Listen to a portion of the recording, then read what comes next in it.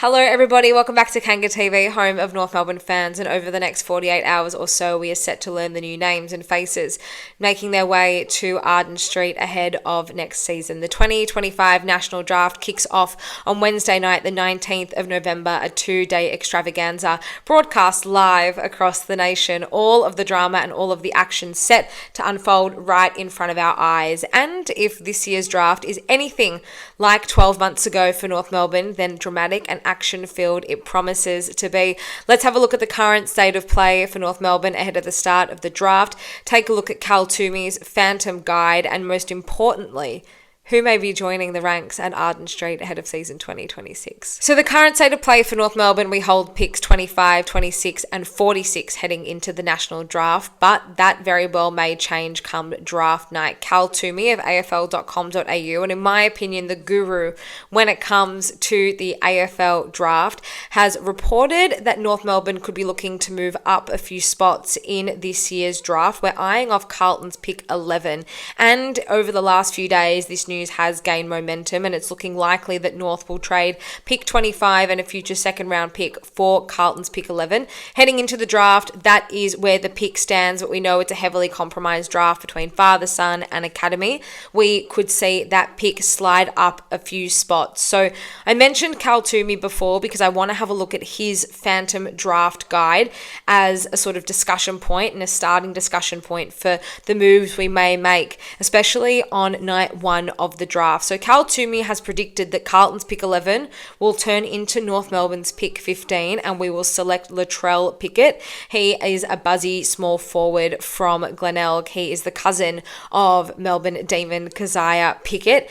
I actually really like this pick if this is the route that we go down. We have a lot of small forwards in our camp, but I've said this a few times across my player reviews at the end of season 2025, none of them that really fit that electric, buzzy, small forward, none of them that can really take the game on and break the game open. We know what Paul Curtis and Cam Zurhaar are capable of, but we just need that smaller, more dynamic forward, someone who can both be a pressure forward and also hit the scoreboard. In my opinion, all of our small forwards are incomplete. They can't do everything we need them to do, and I think it's such a integral part to a really, really good side. All of the best sides have a really buzzy, electric pest of a small forward, and that's something that we are severely lacking in our forward line. You've got Charlie Cameron at Brisbane, you've got Cozzy Pickett, I just mentioned at the D's, you've even got the likes of a Nick Watson at Hawthorn. All of these guys make such a big difference to their side when they are on, and I really think that we are missing that piece of our puzzle. On the flip side, we so desperately need, well, I think the fans at the very least think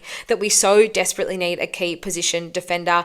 I would definitely agree with that. While Brady was so strong and so clear in his messaging all throughout the trade period that we're backing the current key position defenders that we have at the helm at North Melbourne, there's not much insurance policy and there's not much room for error or for things to go wrong. And when you have an injury-prone key position defensive lineup like we do at North Melbourne, I think it's a really, really risky move. I also think it puts a lot of pressure on Will Dawson to become the guy that we're expecting him to be. And look, a lot of these guys at North Melbourne, whether they're playing at the moment or not, were taken at high draft picks. Will Dawson was a high draft pick. Taylor Goad is waiting in the wings. He was a high draft pick. Charlie Comben in his day was a high draft pick. We obviously brought in Aiden Corr and Griffin Logue to make a difference and be these leaders down back.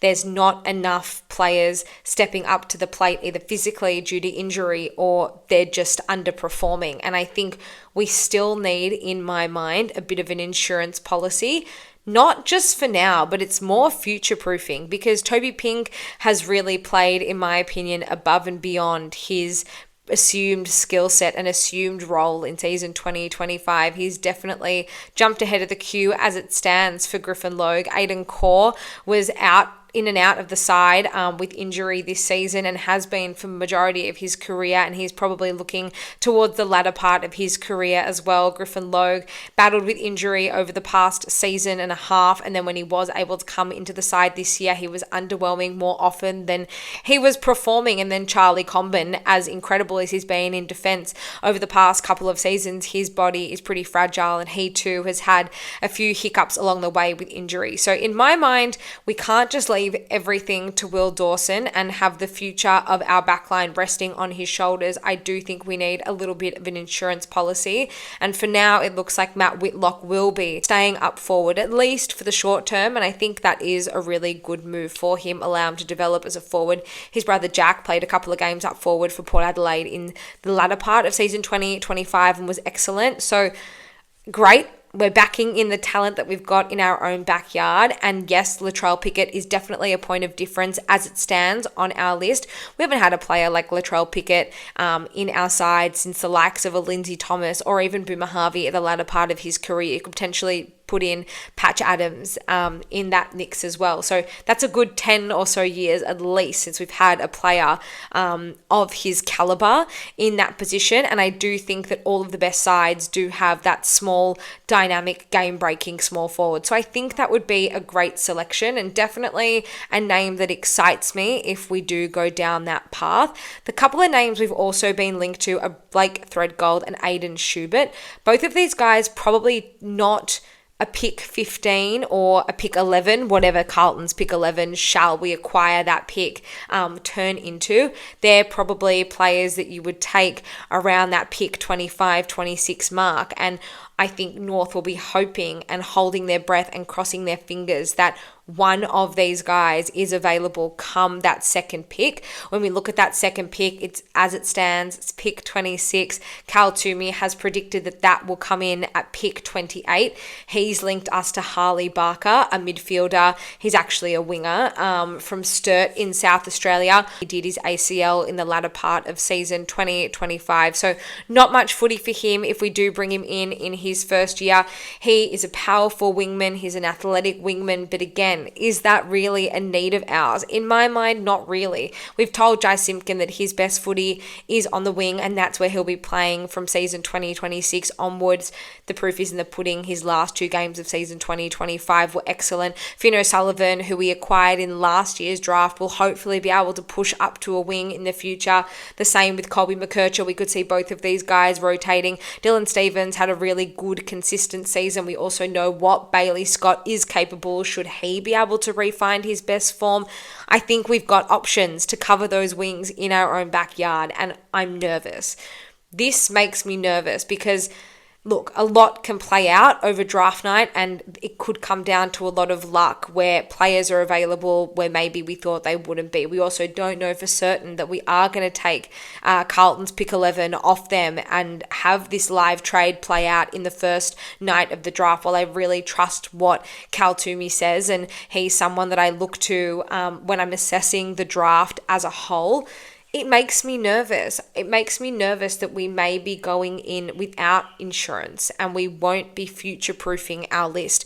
Of course, so many things can change from season to season. Players hit form, players fall out of form, players come, players go. I get it.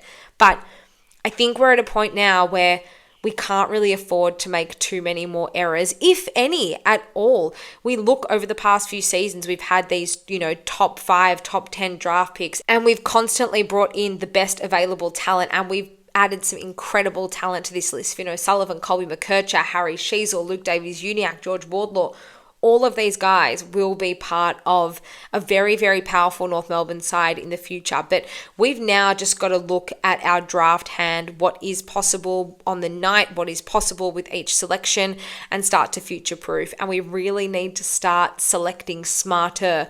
We can't just take these best available talent and then turn them into role players just to fill a list need or just to fill a positional need that we have. I think we need to start looking at the positions that we need to fill and fill them with these players, because we've had a lot of examples where we've taken best available talent, tried to turn them into players and put them in positions where They just aren't able to deliver as we need them to, and we end up getting rid of them. Charlie Lazaro is an incredible example of that. Charlie Lazaro's best footy only ever came in the midfield, and yes, he was one-dimensional in the fact that while he played that midfield role so well, we obviously had a heap of guys who were ahead of him. So when we needed him to transition into a more hybrid small forward role or even push out a little bit further to a wing, he just couldn't adapt. And it's not his fault that he couldn't do that, because that's not what his skill set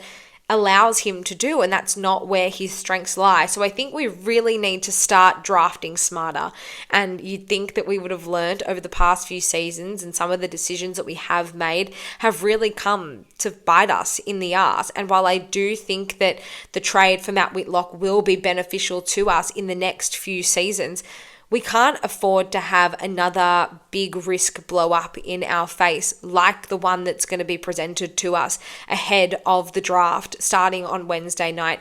I'm nervous. I'm excited because I think there are some real gems in there that could make a big difference to our list now and in the future. There are definitely some needle movers and definitely some big names in there. If we can bring them through the door, they can really change the dimension of this side. They can really take us up to another level and another level again. But on the flip side, if we stuff it up and if we bring in another like player, we could just be swimming in a pool of disaster. And it's that maybe it's a little bit doom and gloom, and maybe it's not as drastic as that. But from this position and just watching how the draft has unfolded for North Melbourne over the past 3-4 seasons, I think this really is another do or die scenario. Quite like I said when I read out the fixture and we went through the fixture for 2026, next year's do or die for us. And while these players don't necessarily need to impact North Melbourne in the immediate term, we've got to make sure that they're going to be there and servicing us in ways we really, really need them, at the very least in the medium to long term. So it's going to be a nervous wait. It's going to be a big 2 days for everyone involved. I'm nervous, but I'm excited. I'm sure a lot of you guys at home are feeling the same way. Feel free to leave all of your thoughts in the comments below. Of course, we can chat in real time over on socials, Kanga TV Show, across Instagram, Facebook, X, and on email. I'm not going to check in with you after night one. I'm going to let the entirety of the 2025 National Draft and all its action and all its drama unfold, and we'll be back here on the channel on Friday to recap all of it. Good luck. Go Roos. It's going to be a big 2 days, but I'm very, very, very much looking forward to welcoming some fresh faces to the helm at Arden Street and hopefully welcoming some superstars of the future. Until then, go Roos.